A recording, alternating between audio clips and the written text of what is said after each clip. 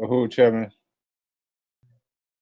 All the time, these schools have been important, but right now, I mean, we look at the whole crisis of imperialism that's just really been exaggerated with this colonial virus thing. With the economy has been in a free fall, and not just in this country, but around the world. How the contests for many of these elections in the U.S. and other places deal with the issues that have been pushed to the surface by the colonial virus. We think that this is going to be an extraordinarily important school because for the most part, Africans mostly see the elections as a means of changing our circumstances. Truth is that the majority of African people who participate in political life do so through the electoral process. 25% of the base of the members of the Democratic Party have been African people. At the time, universal suffrage was acquired inside the United States in the mid-60s.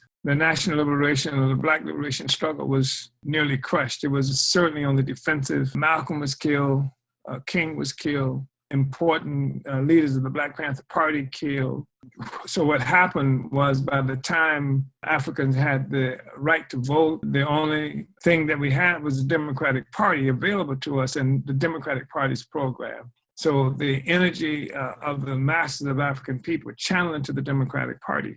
And it did not take long for Africans to become disgusted with that. And if not totally disgusted, disillusioned. And so what we've seen for the most part is that African participation in elections comes with a lot of cynicism. There is no Black program to vote for. There is no African program to vote for. In fact, in most instances, we end up voting against somebody who we think is going to hurt us. We vote against Trump. We vote against the Republican. We vote against something. What we've managed to do with the coalition is to go through a process that gives us a national Black political agenda for self-determination that says, here is a platform, here's a program. And then what this program has attempted to do is to concentrate in about 19 points the kinds of issues and struggles that our people were fighting around, waging, when the government and its various agencies assaulted and shot us out of political life, independent political life, I should say, killed Malcolm, killed King, killed and arrested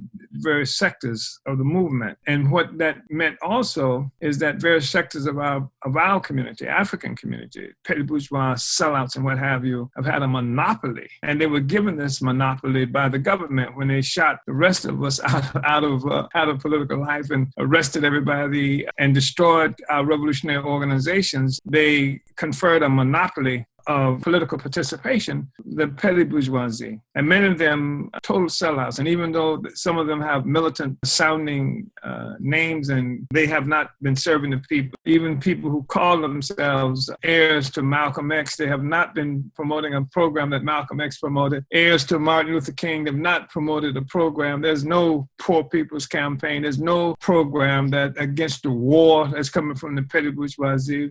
There's no assumption that King said that America's the greatest purveyor of violence in the world. There's nothing. There's no Black Panther Party program. There's nothing like that at all. Part of what that represents is that the rulers don't want African people to participate, really, even in the electoral process. Even though they criticize Black people and say that's what they want, they don't want it. That's why they fight to make sure nothing is on their platform, nothing is on the agenda in the electoral process that would attract just ordinary African people and make African people enthusiastic. So we've tried to deal with that to some extent with the National Black Political Agenda for Self-Determination. We say that those Africans, because so many Africans are engaged in the political life through the electoral process, then let's go in and provide education, provide organization,